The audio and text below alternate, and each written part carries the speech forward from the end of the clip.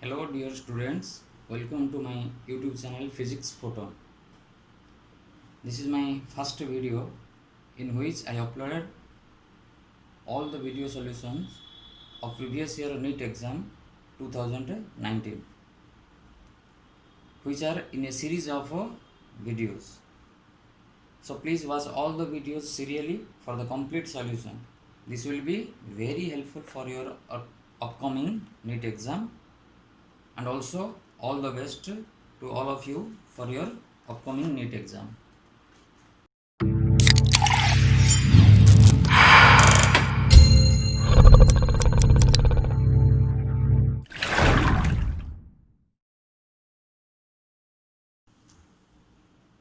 So our next question is, a force F equal to 20 plus 10y acts on a particle in y direction where F is in Newton and y is in meters.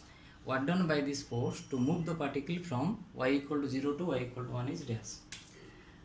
As we know that the work done by any force is given by F dot ds, limit is from s initial to s final. When theta equal to 0 degree, this can be written as f ds from s initial to s final. Here, since the particle is moving along y direction only, so we can write it as f dy y initial to y final. This implies that w equal to integration of 20 plus 10y dy, limit is from 0 to 1. Now integrating it, 20 is constant, taking it out, integration of dy, limit 0 to 1, plus 10 is constant, integration of y dy, limit is 0 to 1. W equal to 20 y 0 to 1 plus 10 y square by 2 from 0 to 1. So by calculating this, our W is coming as 25 joule.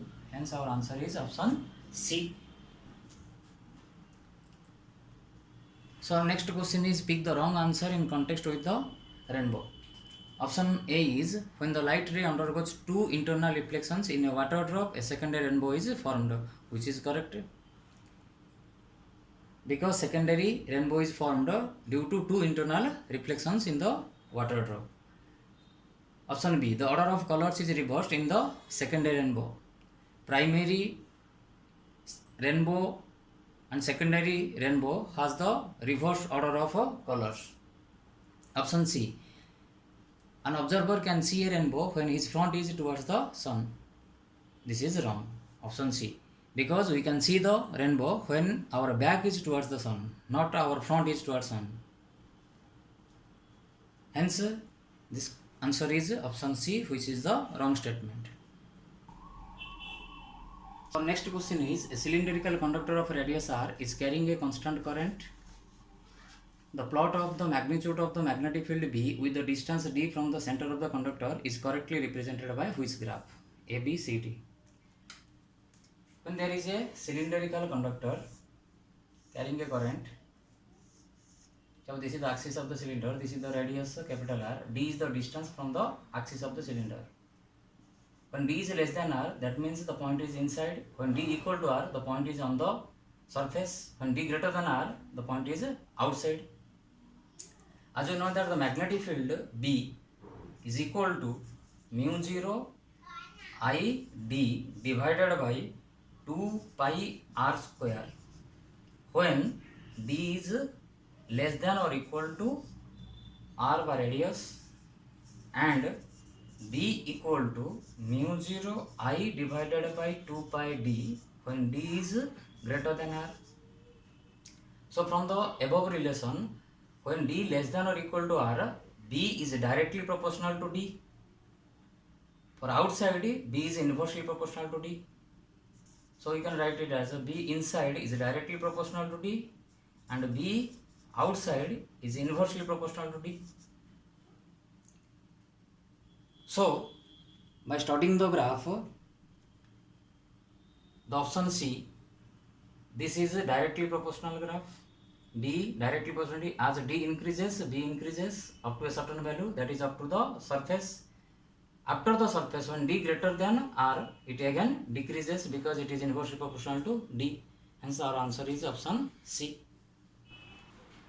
So our next question is, two particles A and B are moving in uniform circular motion in concentric circles of radius RA and RB with speed VA and VB respectively. The time period of revolution is the same. The ratio of angular speed of A to that of B will be dash, option B. As we know that time period equal to 2 pi by omega, where omega is the angular speed, so that implies omega will be 2 pi by t.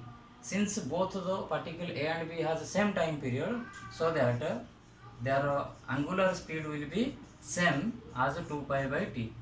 Hence their ratio will be 1:1. Hence our answer is option D. So our next question is, two similar thin equiconvex lenses of focal length f each are kept coaxial in contact with each other such that the focal length of the combination is capital F1.